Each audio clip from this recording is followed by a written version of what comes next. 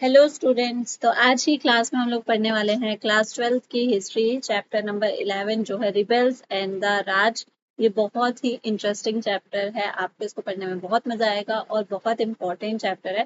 साथ साथ में नोट्स बनाते चलो ताकि आपके काम आए, ठीक है। और मैं आपको बताने वाली हूँ, अगर ये वीडियो लंबी भी हो जाएगी फिर भी आप इस वीडियो को देखना, बिकॉज आपका ही फायदा होगा। इससे मैं आपके सीयूटी से रिलेटेड क्वेश्चंस भी कवर हो जाएंगे, क्योंकि आप 12th बोर्ड एग्जाम की तैयारी कर रहे हो तो जाहिर सी बात है आपको बाद में सीयूटी का एग्जाम भी देना ही होगा। तो इस टाइम पे इस तरीके से पढ़ो कि आपको बार बार सीयूटी के लिए जीरो से स्टार्ट ना करना पड़े, ठीक है। तो स्टार्ट करते हैं चैप्टर रिबेल्स एंड राज। सबसे पहले मैं आपको बता दूं, इस चैप्टर में आप लोग पढ़ने वाले हैं जो 1857 का रिवोल्ट हुआ था, ठीक है, जिसको हम लोग हिंदी में कहते हैं 1857 का विद्रोह, रिवोल्ट। इसके बारे में आप लोग पढ़ने वाले हैं। इसको हम लोग आजादी की पहली लड़ाई भी कहते हैं, फर्स्ट वॉर ऑफ इंडिपेंडेंस, ठीक है। क्योंकि पहली बार ये देखा गया था कि जो इंडियंस है उनको आजादी के लिए इतनी ज्यादा आग, मतलब अपने आप को ब्रिटिशर से आजाद कराने के लिए इतने बड़े लेवल पे जो रिवोल्ट था वो इंडिया में फर्स्ट टाइम हुआ था। इस वजह से इसको फर्स्ट वॉर ऑफ इंडिपेंडेंस भी कहा जाता है, ठीक है। तो बात आती है कि इस रिवोल्ट की स्टार्ट कहाँ से हुई। ये रिवोल्ट जो था ये आया कहाँ से, किसने स्टार्ट किया, ठीक है। रिवोल्ट होता है विद्रोह, मतलब अंग्रेजों के खिलाफ में जो विद्रोह किया था। तो इस रिवोल्ट की स्टार्टिंग जो थी वो एक सोल्जर ने करी थी, ठीक है, रिबेलियन सोल्जर, जिनका नाम है मंगल पांडे। मंगल पांडे, ये नाम आप लोगों ने बहुत बार सुना होगा, बट कभी आपको बहुत कम बच्चों को पता होगा कि मंगल पांडे कौन थे। तो मंगल पांडे एक सोल्जर थे 34th बंगाल इन्फेंट्री में, ठीक है। 34th बंगाल इन्फेंट्री के सोल्जर थे, ठीक है। ये ईस्ट इंडिया कंपनी की आर्मी थी, ठीक है, east India company, east India company की ये आर्मी थी। अब मंगल पांडे ने क्या करा था, क्यों ये इतने ज्यादा फेमस है। मंगल पांडे जी ने अटैक करा था, ठीक है। उन्होंने, ये पहले इंसान थे, ठीक है, जिनके मन में आजादी की भावना आई थी, और वो आजादी की भावना इतनी ज्यादा बढ़ गई थी कि उन्होंने अटैक किया था एक रेजिमेंट के ऑफिसर पे। किसी छोटे मोटे इंसान पे भी अटैक नहीं किया था, एक बड़े ऑफिसर पे अटैक किया था, और जिसकी वजह से अटैक कर लिया। इनकी कोशिश थी कि ये उस ऑफिसर को मार दें, बट वो सिर्फ इंजर्ड हुए थे, उनको थोड़ी सी चोट लगी थी।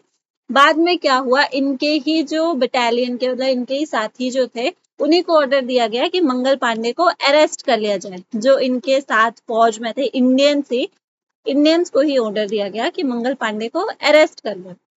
बट उन सोल्जर्स ने मना कर दिया कि हम इनको अरेस्ट नहीं करेंगे। मंगल पांडे ने उनको समझाया कि मेरे साथ में रिवोल्ट करो, ठीक है, अगर हम सब साथ में मिलकर आवाज उठाएंगे अंग्रेजों के खिलाफ तो अंग्रेज भारत छोड़ देंगे, या हम, मतलब कुछ रिजल्ट निकलेगा। तो सबको साथ में रिवोल्ट करना चाहिए, लेकिन इंडियंस ने मना कर दिया। जो बाकी सोल्जर्स थे उनमें अंग्रेजों का खौफ इतना ज्यादा था कि उन सब ने मना कर दिया, और कुछ टाइम के बाद मंगल पांडे जो थे वो अरेस्ट कर लिए गए। जो ब्रिटिश इंडिया थी उसने उनको अरेस्ट कर लिया। उससे पहले, मतलब जब ब्रिटिश इंडिया उनको अरेस्ट करने वाले थे उससे पहले मंगल पांडे जो थे उन्होंने खुद अपनी गन से खुद को ही मारने की कोशिश करी थी, बट वो खुद को मार नहीं पाए थे, ठीक है। सिर्फ वो भी इंजर हुए थे। वो चाहते थे कि मैं ब्रिटिशर्स के हाथों ना मरूं, अंग्रेजों के हाथों ना मरूं, बल्कि मैं खुद मर जाऊंगा। उन्होंने ये कोशिश करी थी, बट वो मरे नहीं थे, उनको थोड़ी सी चोट लगी थी। फिर उसके बाद ब्रिटिशर्स ने उनको अरेस्ट कर लिया, और अप्रैल 1857 को उनको फांसी की सजा दे दी गई, मतलब उनको फांसी पे चढ़ा दिया गया।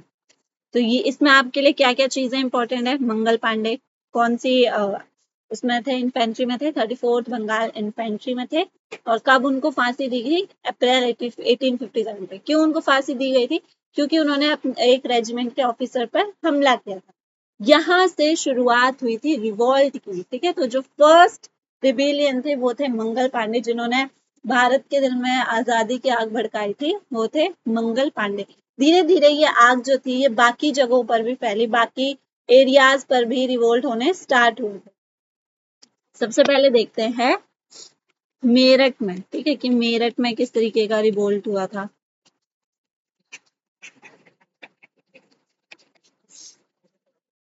सो 10 मई 1857 में जो मेरठ जो था वहां पर भी रिवोल्ट स्टार्ट हो गया था। अप्रैल में मंगल पांडे को फांसी दी गई और मई में मेरठ तक ये आग पहुंच गई थी। अब इसमें एक चीज मैं आपको बताती हूँ, ये जो रिवोल्ट था ये स्टार्ट सोल्जर्स ने किया था, ठीक है, इंडियन सोल्जर्स जो थे उनके द्वारा ये रिवोल्ट स्टार्ट किया गया था।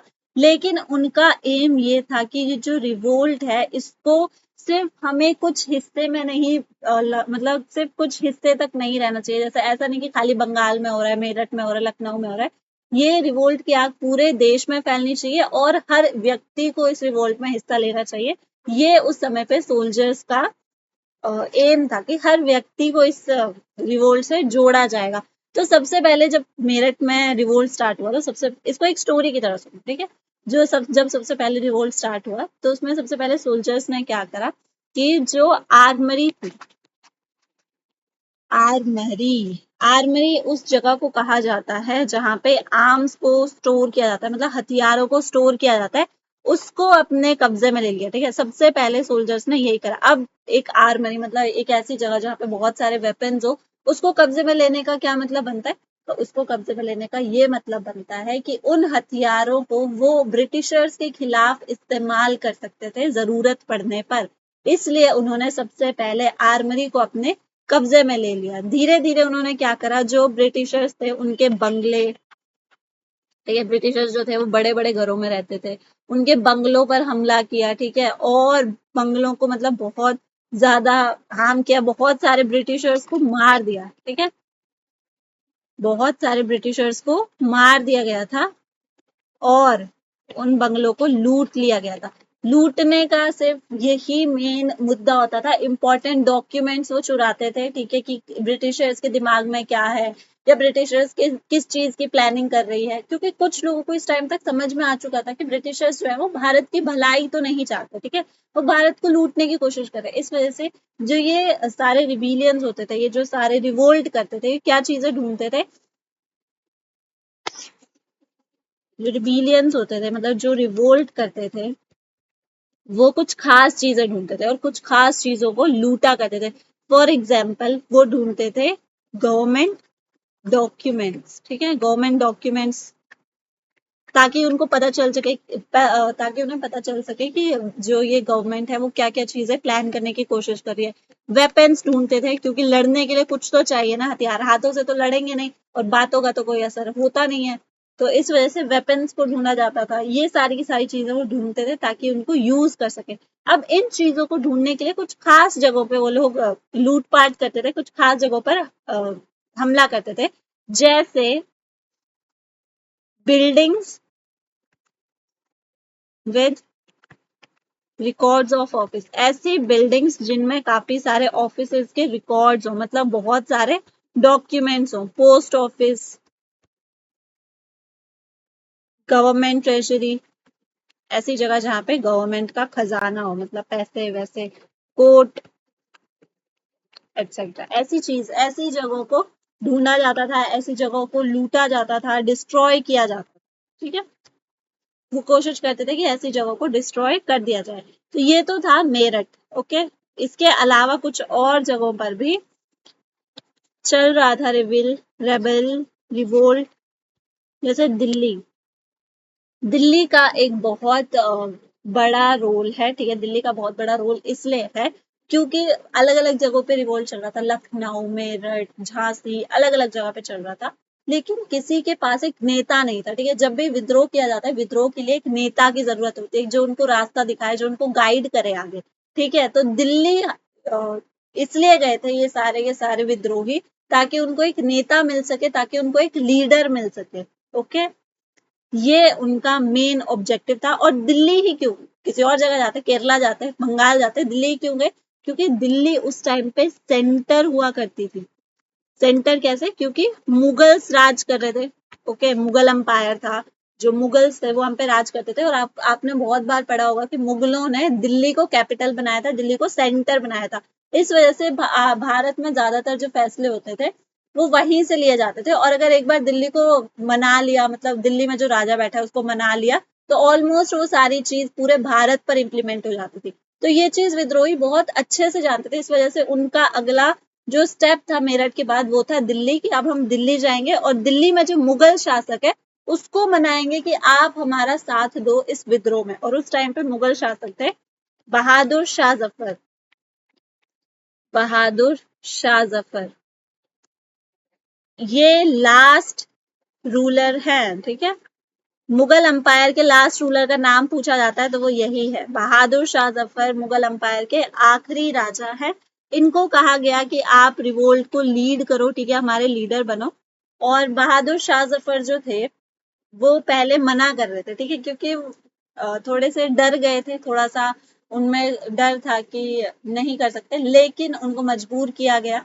और जो बहादुर शाह जफर थे उनके पास कोई और दूसरा चारा भी नहीं था, क्योंकि जो ब्रिटिश थी उसने बहादुर शाह जफर को भी नहीं छोड़ा था। बहादुर शाह जफर पर भी काफी सारी ट्रीटीज लगाई गई थी, काफी सारी संधियां उन पे लगाई गई थी, उनकी भी ऑलमोस्ट आधे से ज्यादा पावर छीन ली गई थी। और इस वजह से बहादुर शाह जफर जो थे उन्होंने रिवोल्ट का हिस्सा बनने का फैसला लिया था, रिवोल्ट को ज्वाइन करने का फैसला ले लिया, ठीक है। तो बहादुर शाह जफर आखिरी राजा थे और इनको ब्रिटिशर्स ने बाद में मार दिया। ये है आपका रिवोल्ट। अब हम इतनी देर से पढ़ रहे हैं revolt revolt revolt, but revolt हुआ क्यों, रीजन क्या था रिवोल्ट का, तो ये अब आ जाते हैं आपके इंपॉर्टेंट क्वेश्चन पे, that is reason for revolt, इसके कारण क्या थे। और ये सबसे ज्यादा इंपॉर्टेंट क्वेश्चन है, ये 8 नंबर का क्वेश्चन आता है आपके एग्जाम में, तो थोड़ा सा ध्यान से इसको हम लोग अलग अलग हेडिंग्स में पढ़ेंगे। जैसे पहला है इमीडिएट कॉज, मतलब एकदम से कुछ हुआ जिसकी वजह से लोगों का गुस्सा बहुत ज्यादा भड़क पड़ा, ठीक है, उसको कहते हैं इमीडिएट कॉज। तो इमीडिएट कॉज क्या था, पुराने जमाने में वो अलग तरीके की राइफल्स यूज करते थे, ठीक है, उसको कहते थे brown base rifle.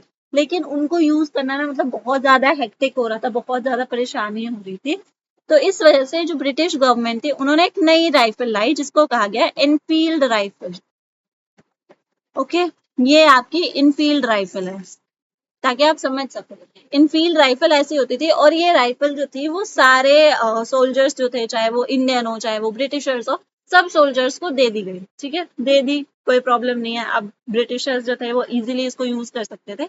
But problem पता है क्या थी, जो इनफील्ड राइफल की कार्ट्रिज थी, ठीक है, जो उसमें गोली डलती थी, ये गोली है, ओके, दिस इज योर गोली, उसको सील पैक किया जाता था, ठीक है, ताकि वो लीक ना हो। उसका ये जो पाउडर है, ठीक है, इसमें एक पाउडर होता था, उसको पैक किया जाता था, ठीक है, पेपर के इसमें पैक किया जाता था ताकि वो लीक ना हो। अब इसको खोलने के लिए पता है क्या करना पड़ता था, इसको मुंह से खोलना पड़ता था, मुंह से खोल के फिर उसको गन में डाल के फिर उसको फायर किया जाता था। तो काफी ज्यादा लंबा प्रोसेस था।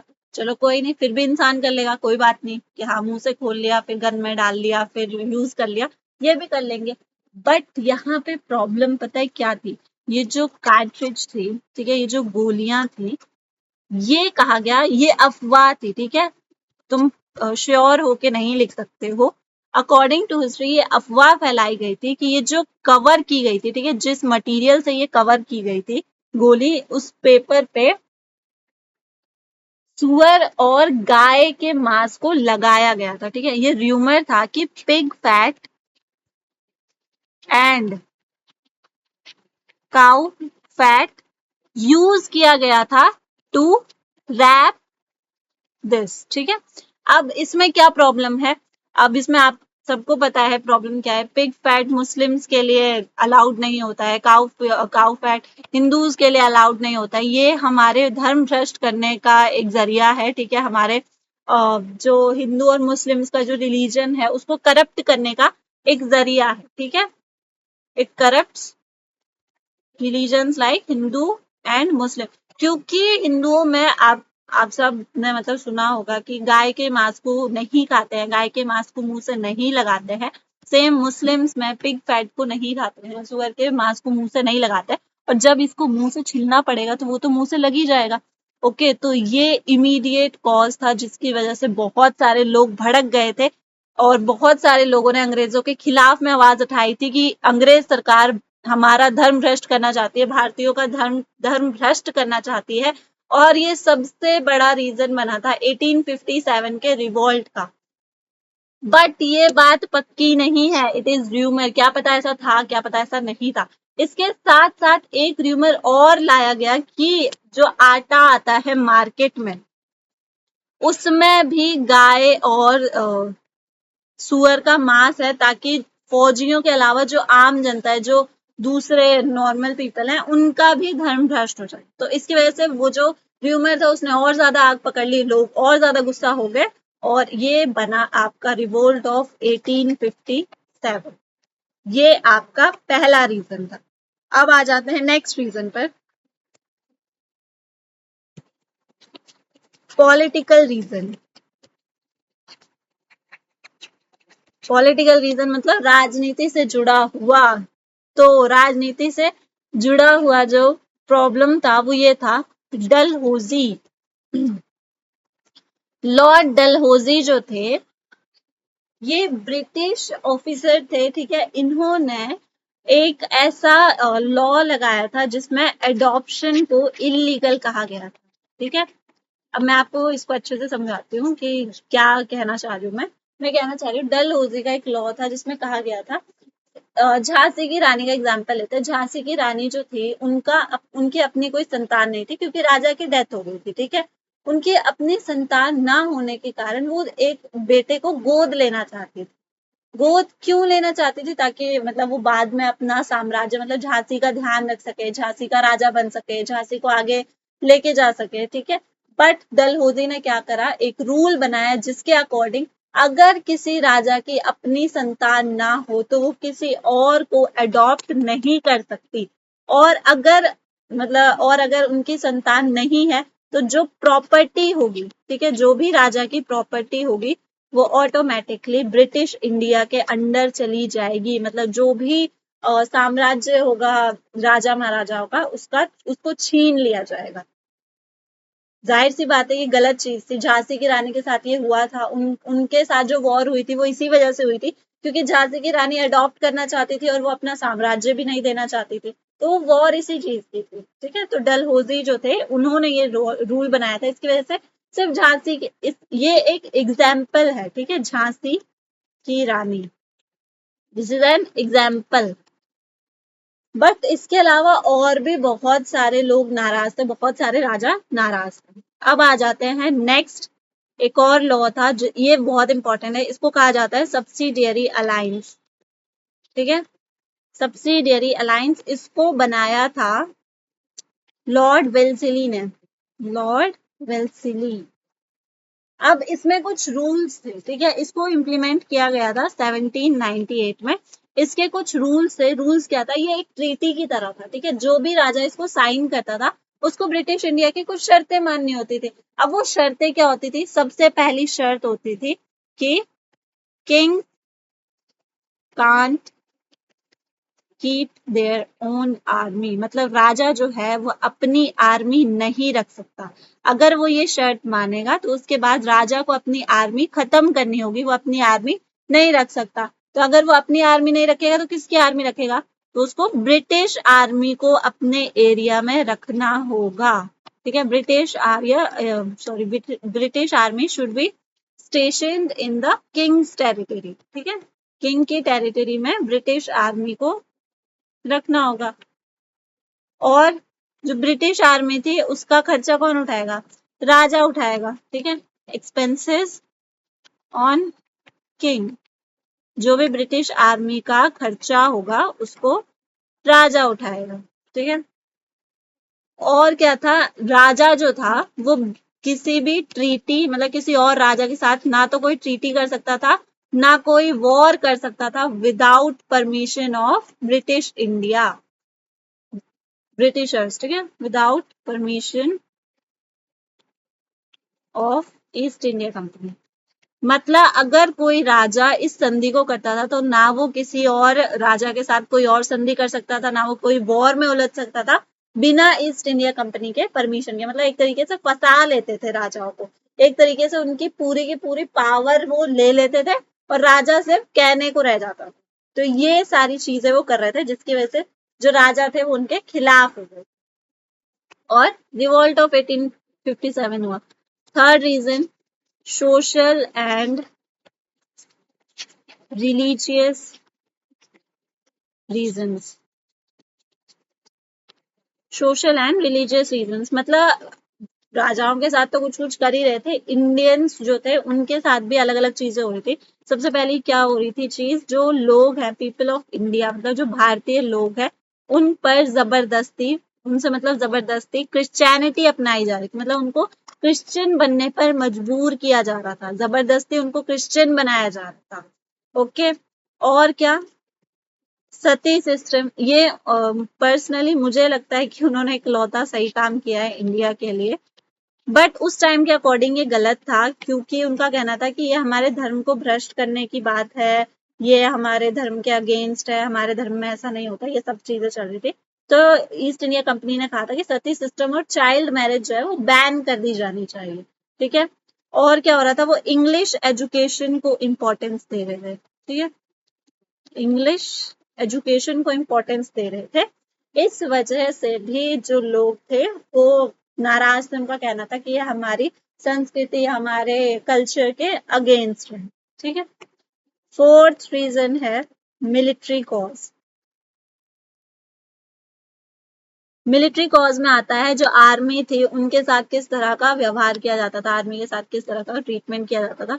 सबसे पहली चीज, जो सोल्जर्स होते थे वो बहुत बुरी, इंडियन सोल्जर्स की बात हो रही है, ठीक है, इंडियन सोल्जर्स जो होते थे उनको बहुत बुरे तरीके से ट्रीट किया जाता था। जो ब्रिटिशर्स होते थे, जो ब्रिटिश सोल्जर्स होते थे, वो उनको इंसल्ट करते थे, सबके सामने मारते पीटते थे, असॉल्ट करते थे, ठीक है, एक्सप्लॉइट करते थे उनको बहुत ज्यादा। तो इस वजह से जो सोल्जर्स थे वो बहुत ज्यादा दुखी रहते थे। और जो ब्रिटिशर्स होते थे उनकी सैलरी ज्यादा होती थी, जबकि इंडियंस जो होते थे उनकी सैलरी कम होती थी आर्मी में।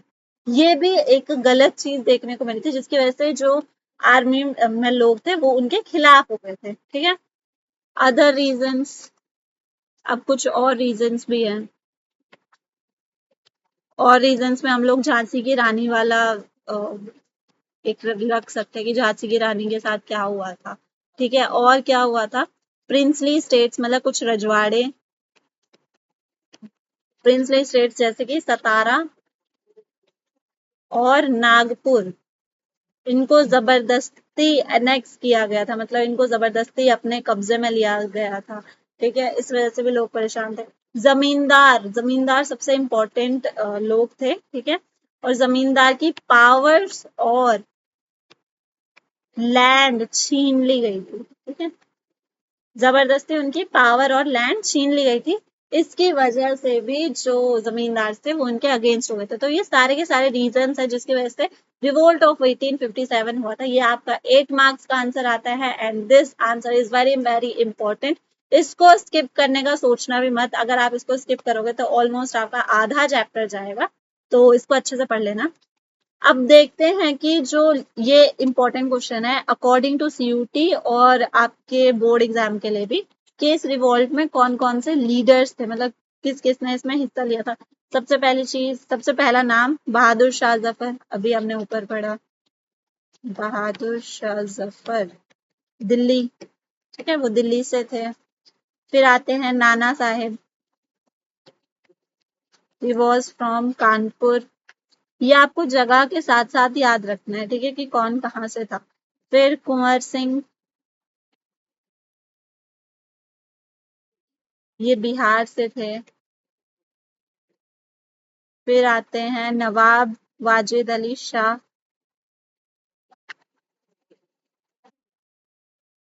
नवाब वाजिद अली शाह, ये अवध के थे। ठीक है,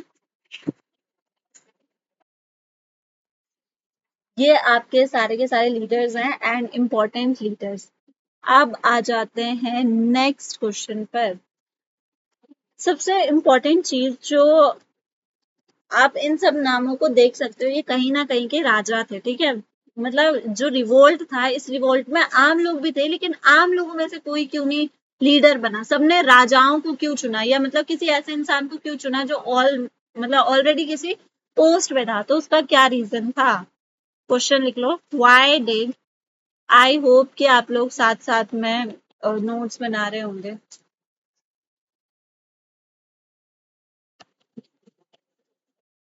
बिकॉज नोट्स एक ऐसी चीज है ना कि वो आपको बार बार काम आएगी।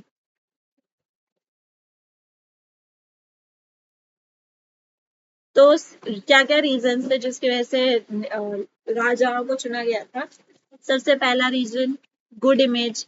लोगों के नजर में उनकी एक अच्छी छवि थी, अच्छी इमेज थी, तो अगर वो कुछ भी कहते तो आम इंसान उनकी बात इजीली मान जाते। रिस्पेक्ट, लोगों के दिल में उनके लिए बहुत ज्यादा रिस्पेक्ट थी, उनकी बात लोग इजीली मान जाते। एक्सपीरियंस, इन राजाओं को वॉर वगैरह का एक्सपीरियंस था, तो उनको पता था कि कैसे लीड किया जाता है। लीडरशिप एबिलिटी, तभी तो राजा बने हैं, मतलब इतने टाइम से राज कर रहे थे क्योंकि लीडरशिप एबिलिटी। अब आ जाते हैं नेक्स्ट वेरी इंपॉर्टेंट क्वेश्चन पे, दैट इज रेबिलियन इन अवध। अवध का जो रिवॉल्ट था या अवध पर जो कब्जा किया गया था अंग्रेजों द्वारा, वो हिस्ट्री में सबसे ज्यादा सीरियस और सबसे ज्यादा खतरनाक देखा गया है, ठीक है, क्योंकि अवध एक बहुत इंपॉर्टेंट हिस्सा रहा है इंडिया के लिए स्टार्टिंग से ही, ठीक है। और जो ब्रिटिश था वो भी अवध पर कब्जा करने के लिए काफी ज्यादा बेचैन था, तो इसलिए ये इंपॉर्टेंट क्वेश्चन हो जाता है। तो सबसे पहली बात, rebellion in Awadh was very serious and in history it is biggest rebellion. Okay, तो इसमें हुआ क्या था, 1801 में सब्सिडियरी ट्रीटी की गई, जो अभी हमने ऊपर पढ़ी कि इसमें राजा को अपनी आर्मी खत्म करने होती है, ब्रिटिशर्स की आर्मी को स्टे देना पड़ता है, वो सब चीजें की गई। 1850, चलो ये भी कर लिया उन्होंने, ठीक है, मान लिया राजा ने। लेकिन 1856 में क्या किया गया, उन्होंने जो वहां के नवाब थे, रिमूव्ड नवाब वाजिद अली शाह, उनको उनके पद से हटा दिया गया, मतलब राजा के पद से उनको हटा दिया, उनको जबरदस्ती कैद कर लिया गया था, जबरदस्ती गिरफ्तार कर लिया गया था। और क्या कह के गिरफ्तार कर लिया गया था, that he was not able to rule, मतलब वो अच्छे से राज नहीं कर रहे थे, अच्छे से रूल नहीं कर रहे थे, और जो लोग हैं वो उनको पसंद नहीं करती है, ठीक है। बट इसका एकदम अपोजिट था, जो आम जनता थी वो नवाब वाजिद अली शाह को बहुत ज्यादा पसंद करती थी। वो हमेशा ये चाहते थे कि वही उनके राजा रहें, क्योंकि उनके जैसा जो राजा था वो कहीं पे भी नहीं देखने को मिला था, वो अपनी प्रजा का बहुत ज्यादा ध्यान रखते थे। इस वजह से जब नवाब वाजिद अली शाह को उनके अच्छा, ये जो चीज थी ना, ये लॉर्ड डलहौजी ने करी थी, लॉर्ड डलहौजी, ओके। तो जब उनको हटाया गया उनके पद से, नवाब वाजिद अली शाह को जब हटाया गया उनके पोस्ट से, तो उस टाइम पे जो अवध के लोग थे वो बहुत ही ज्यादा गुस्सा थे, बहुत अंग्रेजों के खिलाफ काफी ज्यादा नाराज थे।